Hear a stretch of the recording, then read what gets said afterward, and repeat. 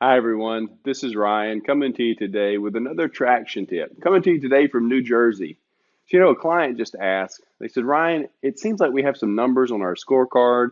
They're not really working out. They're not really coming together. What should we do?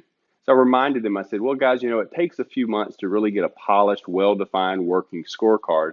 But with that in mind, there are also some common problems that I see from time to time with scorecards. One of those is trying to measure too many things, trying to measure all the things. And we can't measure everything. We have to make sure we're measuring the most important numbers on a weekly basis. So with that in mind, what are some of the big, most important numbers that you should be measuring? Well, that 100% depends on your business.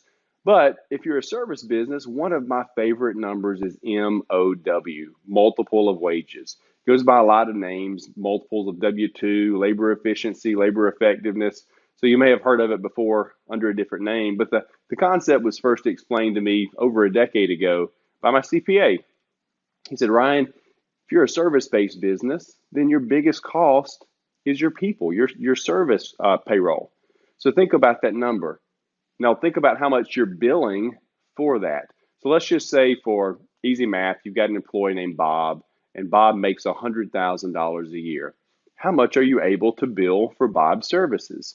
So as a general rule, the best companies out there are averaging about 3 times. You want to charge about 3 times what you pay someone. So if Bob is costing about $100,000, that's just W-2, not benefits.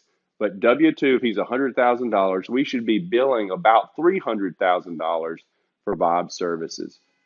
So that's a great number to use looking at an individual employee. It's also a great number to use when looking at an entire service team or entire service department. You could say, let's say our payroll for the service team is $1 million. How much are we billing for that same time period? It should be around 3 million. And when you're thinking about the entire service team, think about anyone required to make that service team work. So if you have service managers or team leads or dispatchers, their W-2 payroll would be counted in that amount. You can also look at this in an interesting way as it applies to clients. Let's just say you have a client with a project that was $30,000. How much did it actually cost you in W-2 work to bill that $30,000 of services? Hopefully it was around 10,000. I see clients sometimes and they say, well, we made money. It cost me $27,000 in payroll, but we billed $30,000. Trust me, you're not even covering overhead. That's not a profitable project. You should be 3 to 1. So you may say, hey, that makes sense.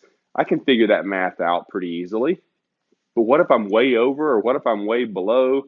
Well, if your number's low, if you're close to 2 or in the low 2s, or even worse, if you're down in the 1.8, 1.9, you're going to find it very hard to make a profit. If the number's that low, you may have a couple of issues. Number one, I would ask you, are you charging enough? Once you've got that question answered, ask yourself, are my employees effective? Are they efficient? Are they doing what they need to do? So you can look into it from that way.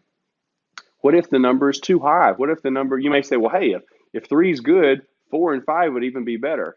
And while that's theoretically true, if you get up over 4, you have to be very careful that you're not burning your people out. Again, you don't want to be a taskmaster and have unhappy employees. So 3 is really a great happy medium there.